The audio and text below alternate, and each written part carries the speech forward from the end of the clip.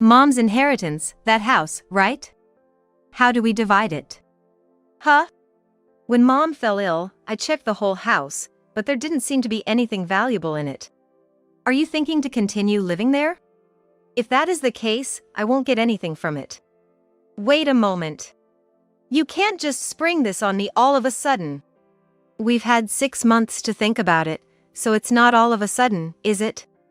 And then, here's what I've thought. The house is old, and I think it's becoming unsafe to live in soon. Even if we renovate the house, it'll be cost so much money because it's a big rural house. So, why not demolish the house and sell the land instead? The land is spacious, so I think it will fetch a decent amount of money, and it will be easier to divide once we have cash on hand. My mother had just passed away, and not even 2 seconds had passed since we left the hospital room. My sister had started talking about the inheritance distribution as if it were the most natural thing to do. It was inappropriate to have that sort of conversation yet. People have many different emotions, but at that moment, anger surpassed them all. My sister's words triggered a wave of anger on top of my sadness. Are you fine with me taking everything that's left in the house? You're single, so you don't really need that much money, right? But that would be too unfair. How about this? You can have the rundown shed in the garden. You can have whatever is in there. We'll split the land between the two of us, so let's share the cost of demolishing the house equally. But I am giving you the shed, so you'll have to cover the cost of its demolition on your own. I had so much to say about my sister. But right now, my priority was my mother. Fine, I agree. Really? Yay! Thank you. As soon as I accepted my sister's demands, she didn't even try to return to the room where our mother was in. Rather, she left the hospital with a spring in her step. It seemed like our mother was nothing more than a piggy bank to her. My anger continued to become bigger and bigger inside me.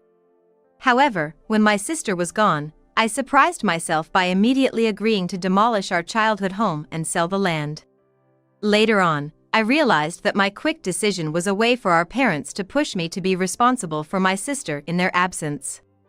The realization came when I was clearing out the rundown shed that my sister had pushed onto me, and I discovered a hidden safe that I had never seen before.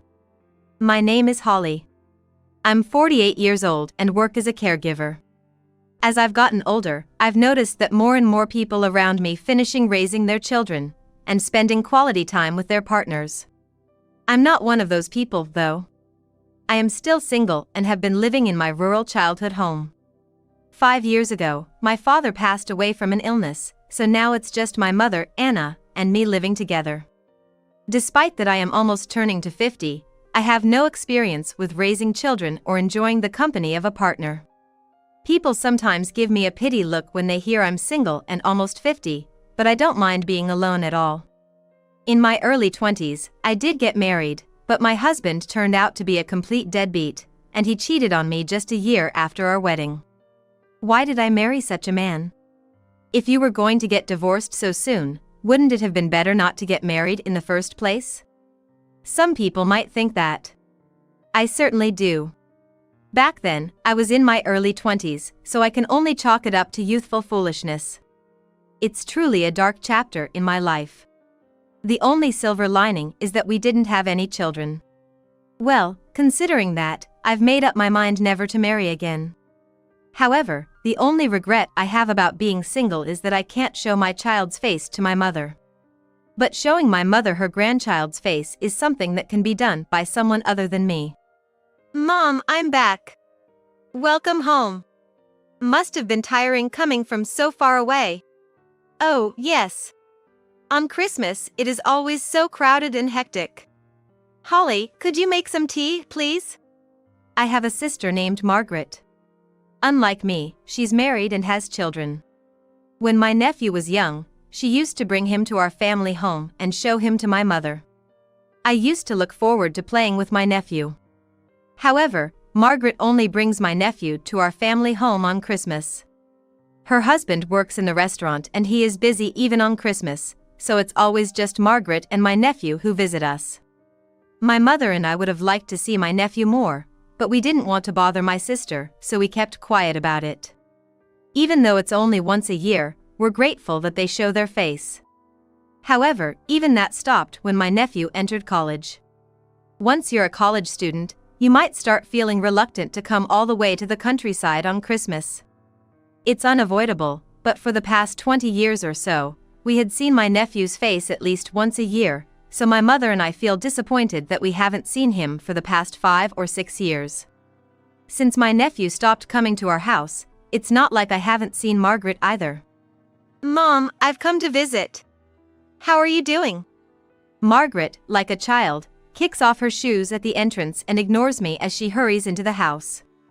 I straighten out her shoes and then head back into the house. In contrast to her Christmas visits with my nephew, Margaret now comes back irregularly once a year without any connection to the holiday and talks to my mother with a smile on her face. Her actions are like a picture-perfect example of filial piety. However, when my nephew isn't around, both my mother and I can't help but force a smile. As I enter the living room, Margaret is massaging my mother's shoulders and speaking with a smile. Mom, I really want something. What is it this time? Well, recently, our coffee maker broke down. We can't do without our morning coffee in our household, so now the whole family is grumpy in the mornings. If we continue like this, it could lead to a family breakdown. You're still as dramatic as ever. How much is this thing going to cost? Around $600, I guess? My mother sighed in exasperation, and I couldn't help but let out a sigh too. Margaret, on her own, is in high spirits, and she gazes at my mother with a smile. She often asks my mother for money. When my father was alive, she used to pester him for money as well. The reason my sister used to bring my nephew back on Christmas was not just for the Christmas presents he received from my parents and me, it was also an opportunity for her to ask for money and things. However, since my nephew stopped coming home, she no longer insists on adhering to the Christmas timing and started coming irregularly to our house. I'd say there's a 99.9% chance that when she comes home, she'll ask my mother for money. The only time I can recall my sister not asking for money during her visits was when her husband caught a cold on Christmas, and she left my nephew with us, rushing back to her own home. That happened only once. My sister works part-time, and since she's married, she doesn't have much disposable income. I can understand her desire to lean on our parents a bit. However, she has no reservations about asking for money, which can be quite troublesome. This time, she's planning to buy a coffee maker. While it would be sufficient to get one for around $200, she wants to purchase an expensive one that costs $600. She's 52 years old now. And constantly asking for money like a child isn't an ideal situation. Sometimes, I try to caution her. Margaret, couldn't you buy the coffee maker by yourself? And asking for $600, isn't that a bit extravagant? Well, Mom said it's okay, so it's fine. Besides, you wouldn't understand, being single and living with our parents. Having a family comes with various financial responsibilities. It's not like you, Holly, who can use your entire salary for yourself. My sister has no shame about asking for money from my mother, and my attempts to caution her don't seem to have any effect. Behind my sister's back, my mother often wears a troubled expression and gestures with her right hand. As if to say, just let it go, don't say anything more. If my mother gives her instructions, I have no choice but to back down. It's a routine. My sister was the type who would throw a tantrum if her demands weren't met when she was a child. If she wanted a certain doll at a toy store and our parents initially refused, she would cry and sit there for tens of minutes, shouting and attracting the attention of other customers until our parents couldn't bear the embarrassment and eventually bought her the doll. Of course, she doesn't throw tantrums like that anymore. But if my mother hesitates about giving her money, my sister will persistently cling to her. Oh, by the way, the coffee maker I'm planning to buy comes with a stainless steel milk frother and cups for cappuccino. It's a good deal to get them together. Could you give me money for that too? Huh? How much is that set going to cost? About $200. Do you really need to buy that set to use the coffee maker? At least pay for the set yourself. Even though she had just received $600, she immediately asked for an additional $200, causing my mother to wear a stern expression. Understanding that she'll be pestered, my mother hastily left the living room for the kitchen, even though she had no reason to be there. My sister stuck to my mother's back closely, saying, "Just $200 more." Ignoring her, my mother began preparing tea, probably not wanting to engage further. I watched their exchange, considering it as the usual routine, and moved a little away from them, observing with a cool detachment. Don't ignore me. I heard that with those milk containers, you can make delicious cappuccinos and lattes. Mom returned with tea, but my sister didn't leave her side. And those cups are designed so that coffee doesn't cool down quickly. My mother appeared uneasy with my sister clinging to her, so she left the steaming tea untouched and headed towards the restroom. My sister followed her, speaking toward the bathroom door. I'm thinking of using those cups for guests since they have a stylish design. You know, we can't serve coffee to guests in tacky cups, can we? Well, I guess you have a point. All right then. When my mother emerged from the bathroom, she succumbed to my sister's persistence, giving her the additional $200. This is why my mother stopped me from cautioning my sister. If I were to caution her and not give her the money, it would only prolong the time my sister pesters my mother. If my sister's requests were denied, she would become very clingy. In this case, with an amount of $200, it was resolved within about 10 minutes. However, about 20 years ago, when my sister demanded a larger amount of money for her education, this pestering lasted for a whole week. During that time, my sister stayed over at our parents' house and relentlessly continued her requests, ignoring time and place, even when our parents were in the bathroom, taking a bath, eating, or sleeping. After a week of being persistently pestered, our parents' mental state had deteriorated, and they ultimately gave in to my sister's demands.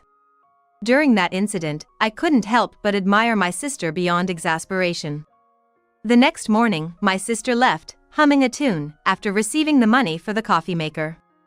While it's not a reason to praise her, my sister does visit our parents' house and ask for money only about once a year. Moreover, despite all the fuss, she doesn't demand unreasonable amounts. Considering how much she relies on our parents, I believe she truly values our mother. Since our mother also approves, I refrain from getting too involved in my sister's actions. 6 months after my sister's visit. It was still too early for her next homecoming, but I had called her to come back. Mom has fallen ill. Can you come right away? Upon receiving the call, my sister flew over the same day. I was reassured, thinking that she indeed cared for our mother. My sister and I listened to the doctor's explanation, and it was mostly as we had expected. Our mother is turning 80 this year. I don't want to say it out loud, but that's what it amounts to. As our mother needed to be hospitalized, my sister and I decided to return home. When we arrived home and saw the living room empty without our mother, I felt a sense of loneliness. I can't stay in this house, so Mom will rely on you more, Holly. Become more dependable. My sister tried to encourage me, noticing my somewhat forlorn expression.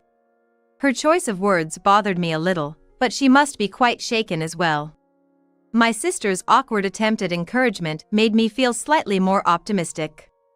However, the following morning, something happened that made me doubt whether my sister's words of encouragement were truly meant for me. Sis, what are you doing? Huh? I'm not doing anything special. Just looking for my smartphone, it's gone missing. I have an idea where it might be, so don't worry. When I woke up, my sister was wandering around the house. It seemed like she was checking drawers, closets, and such, but it didn't look like she was searching for her smartphone at all. Even by noon, my sister continued to roam around the house. Sis, lunch is ready. Got it. I'm coming back now. I called out loudly from inside the house to my sister, who was in the barn in the yard. She was looking at her smartphone screen. My sister's behavior seemed a bit odd. But considering the situation with our mother, I decided not to dwell on it. She left without any incident later that evening. 6 months later. We received a call from the hospital saying that our mother's condition had worsened, so my sister and I headed to the hospital. When we entered the hospital room, our mother was unconscious and couldn't engage in conversation anymore. However, the nurse assured us that she could still hear our voices. So, I continued to tell her childhood memories. 3 hours later, our mother passed away. I had been prepared for this for the past 6 months, and knowing that she would now be with our father, I managed to keep my composure despite the overwhelming sadness. However, any lapse in concentration threatened to unleash a flood of tears and drive me to madness. Perhaps sensing my vulnerability, my sister put her arm around my shoulder and led me outside the hospital room. In the hallway, I took a deep breath to regain some composure. My sister was watching my face. I thought she was trying to say something comforting, but the words that came out of her mouth were completely unexpected. "What about Mom's inheritance? That house is the only valuable thing, right? How should we divide it?" Huh? My thoughts came to a screeching halt at my sister's completely unexpected words. My mind went blank, unable to think about anything, and even my sorrow faded to white. My mind had stopped working, and I couldn't find words to respond. My sister proceeded to talk. "When Mom fell ill and I checked the house, there was nothing that seemed valuable, you know.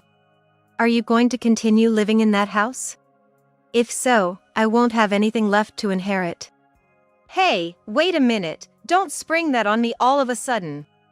People usually discuss these things ahead of time, right? It's been 6 months, so it's not sudden. So, I've been thinking about it. The house is old, and I think it's becoming unsafe for you to keep living there. Even if you renovate, it's a big old house in the countryside, so it would cost a lot of money. So, what if we just demolish the house and sell the land? The land is quite spacious, so it should fetch a good price, and it would be easier to divide that way, don't you think?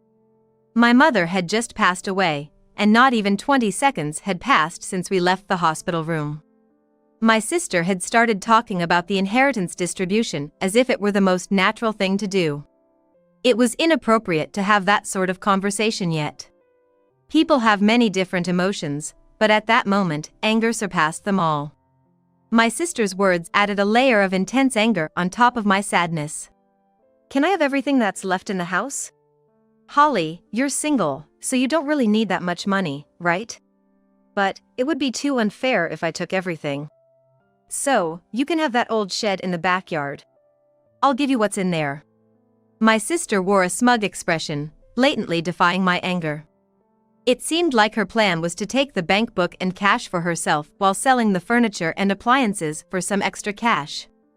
The main prize, of course, was the money from selling the land, but she also intended to push the responsibility of cleaning up the rundown backyard shed onto me. "We'll split the land evenly, so let's share the cost of demolishing the house. But you can handle the demolition cost of that old shack in the backyard on your own since it's yours," she added with a grin. It seemed my initial hunch was correct. I had a lot of complaints to share with my sister after all. However, rejecting her demands at this point would likely lead to her pestering me relentlessly. Dealing with a substantial asset like the land was sure to become a hassle. Moreover, my mother's situation was the most pressing concern right now. "Fine, I understand," I said reluctantly. "Really? Yay! Thanks." Without returning to the hospital room where our mother was, my sister left the area with a spring in her step. I decided to prioritize my mother's situation over my feelings towards my sister and accepted her demands on the spot. It seemed that, for my sister, our mother was nothing more than a piggy bank. My anger grew bigger inside me. However, when my sister was gone, I surprised myself by immediately agreeing to demolish our childhood home and sell the land. Looking back, I think that my hasty decision was, in a way, a push from my parents to scold my sister on their behalf. After my mother's funeral, we decided to discuss the formal inheritance process at my mother's memorial party. In the meantime, I began to tackle the cleanup of the old shed. Later on, my sister, perhaps wanting to avoid the topic of splitting the demolition cost for the shed, brought a handwritten document containing the details of our conversation outside the hospital room and asked me to sign it. I wanted to lose my temper and argue, thinking about it later, but at that moment, I was filled with irritation. Recalling that, I started to feel a hint of frustration while cleaning up the ramshackle shed. Given that my sister had handed them off to me, everything in the barn was nothing but dusty and scattered items.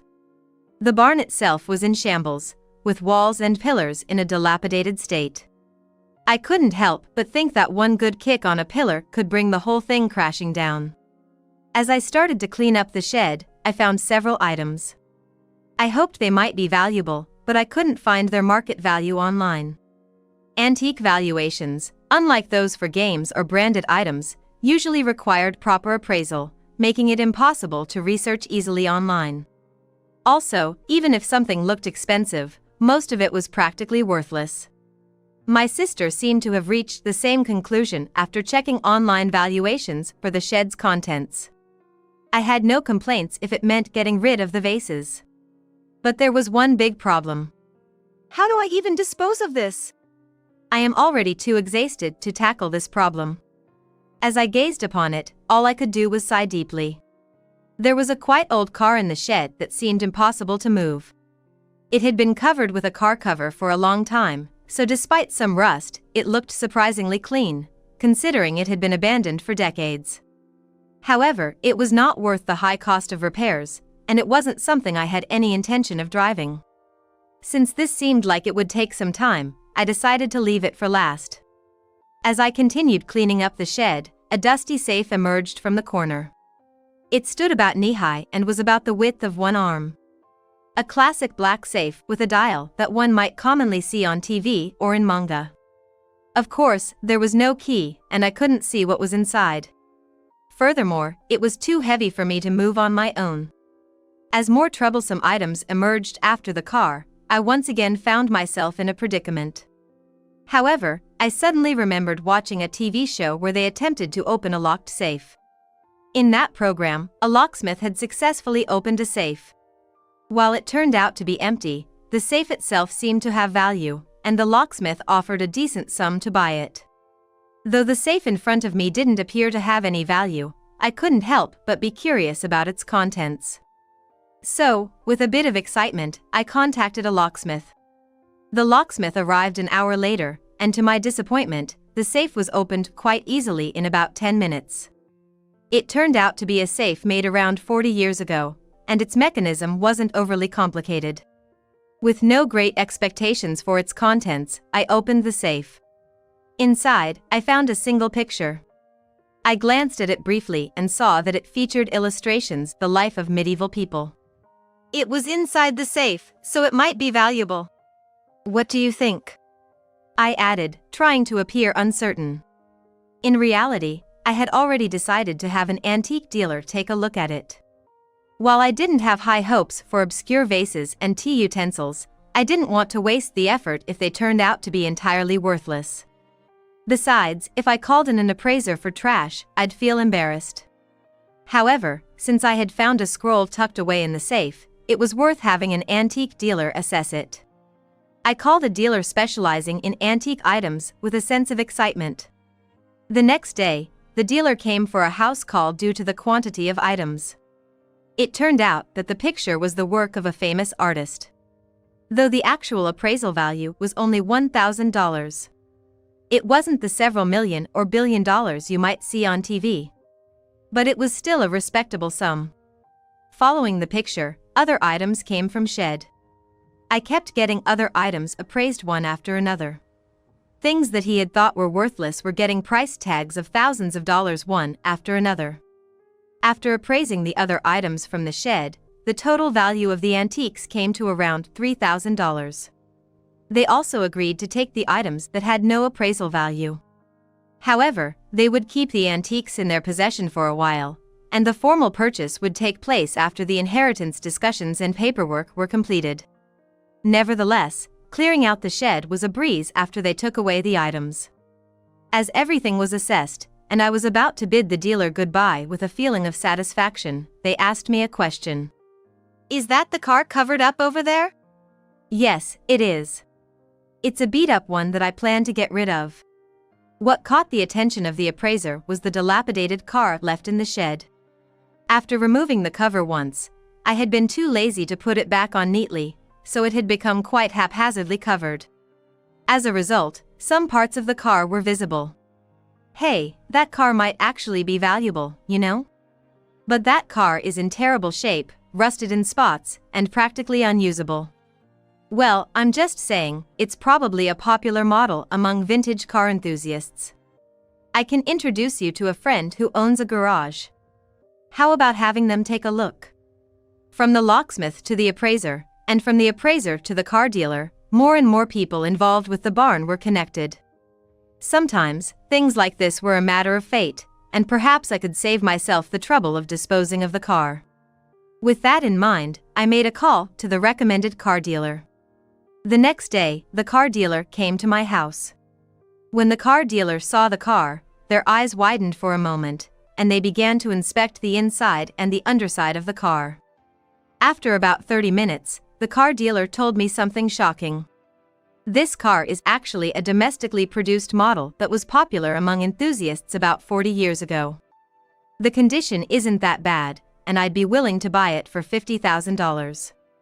What? $50,000? I was so surprised that my eyes felt like they were popping out of my head. With this amount, I could cover the demolition costs of both the shed and the house. I felt grateful for the connections I had made with the locksmith and the car dealer. However, the tailwind for me wasn't over yet. I hope this isn't rude, but is it okay to sell this car? Did it belong to your father? Well, it did belong to my father, but he's not here anymore, so it's fine. Actually, my mother passed away recently too, and I'm in the process of cleaning up the house. However, with the car valued at $50,000, my sister might have some objections.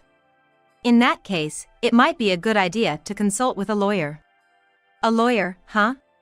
About 2 weeks later, after my mother's memorial party, my sister and I decided to have a discussion about the inheritance. As for the distribution of the inheritance, it's fine the way we discussed before, right?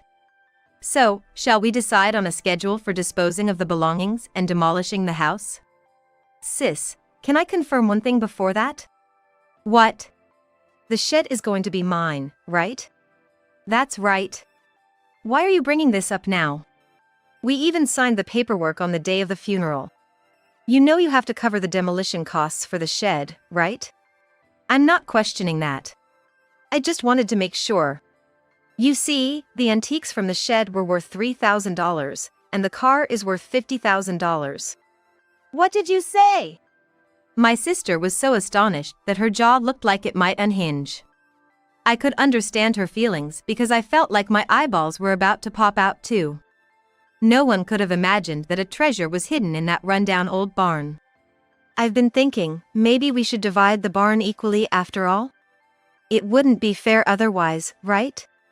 Upon learning that what came out of the barn I had reluctantly taken responsibility for amounted to $53,000, my sister quickly changed her tune. I, who had been handed the barn, was not going to agree to her proposal. You mean to break the promise you made with me in writing? That's... Although my sister was usually quite stubborn and wouldn't budge until her demands were met, this time, she had already gotten her way. Therefore, she couldn't argue about the barn, and she reluctantly conceded to my logical argument. It's okay, really. It's just $53,000. There was about $20,000 in Mom's savings. Besides, I'd be satisfied with getting half of the money from selling this house's land. When I checked, this house's land is roughly 1,000 square yards, and the market price is about $20,000. Since we'll split the demolition costs in half, I should end up with about $60,000, $80,000. That should be more than enough.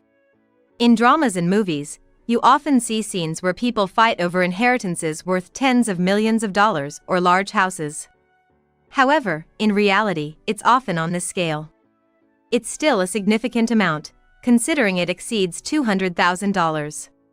Nonetheless, as I watched my sister, who was desperately haggling over $60,000, $80,000, I couldn't help but feel a sense of emptiness. I wondered how our parents would feel if they saw our current conversation. Perhaps they knew that my sister would end up in this situation and secretly guided me to make various decisions and establish connections with different people. Thinking about this, I felt that I needed to put our parents' minds at ease. Unfortunately, sis, that $60,000 you're planning to take will go to me instead. What? What are you talking about? Sis, about 20 years ago, didn't you say you wanted to build a house because you were having a child and you got a down payment from mom and dad? Oh, yeah. I remember that. It took me a week of pestering, but they finally gave me the money back then. I really worked hard for it. The money you received back then was $60,000, right? Apparently, that falls under special benefit. What? What does that mean? My sister, who already had an inkling of what was going on, couldn't meet my eyes and looked away. I decided to consult with the lawyer recommended by the car dealer. The story that came up was about special benefit. There were various conditions, but in essence, if you had received money or property like land in advance, it would be subtracted from the inheritance before dividing the estate. It was a matter of fairness. So, my sister received a whopping $60,000 as funds for buying the house from our parents, but I didn't get any. Therefore, when it comes to dividing the inheritance, it's unfair if I don't get an extra $60,000. Come on! If I give you $60,000, I'll be left with nothing. Don't forget you have $53,000 from the barn, right? Can't that count as my share? I just checked earlier, you know?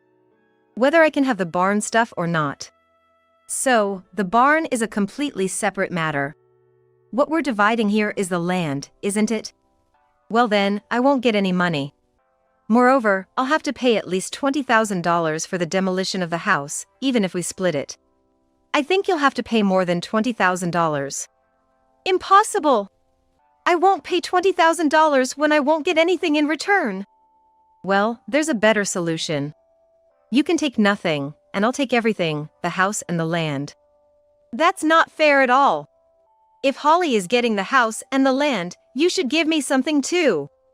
You're saying that, even though you pushed the decrepit old barn onto me?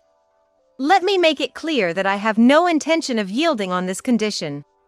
Now, choose. Either back down without getting anything, or pay me $20,000 to demolish this house. Naturally, my sister had no choice but to back down. She wore a frustrated expression as she left the house. And so, I successfully protected the house without giving anything to my sister. After this incident, it's unlikely that she will come to the house for a while. Therefore, I won't have to deal with her persistently asking me for something again. I clasped my hands in front of the family altar, reporting to my parents in the afterlife that I managed not to give anything to my sister and thanking them for orchestrating this turn of events. A few days later, I received a phone call from my sister's husband, who apologized to me. It turned out that my sister had hidden both her requests for money from our mother and this inheritance matter from the family. Additionally, the reason my nephew had stopped coming around when he became a college student was not because he didn't want to visit his family. When he became a college student, we stopped giving him Christmas presents. Therefore, my sister used the promise of Christmas presents as leverage to ask our mother for money. She thought there was no point in bringing him along on Christmas anymore, as he wouldn't be receiving anything. My nephew apparently learned about this situation for the first time during our recent discussions about the inheritance. Furthermore, regarding the inheritance matter, she had been recklessly spending money, thinking she would get around $60,000. It was an irrational behavior to assume that she could spend that money before actually receiving it. Although she didn't spend the full $60,000, my sister had used up more than $20,000 of the family's money in the past month. Both my nephew and her husband gave her a stern talking to when they found out that she had used my nephew as a pawn to ask our mother for money and had depleted $20,000 of the family's money. Now, she has become quite humble, reflecting on her actions. I believe this outcome is the result of our parents coming from the afterlife to give my sister an advantage. With no need to demolish the house anymore, I still live in my childhood home. I converted the treasure from the barn into cash and set it aside for future house repairs. Additionally, my nephew, now a working adult, occasionally comes to visit. Today, I'm thankful for the peaceful days I get to enjoy without any trouble and offer my prayers in front of the family altar.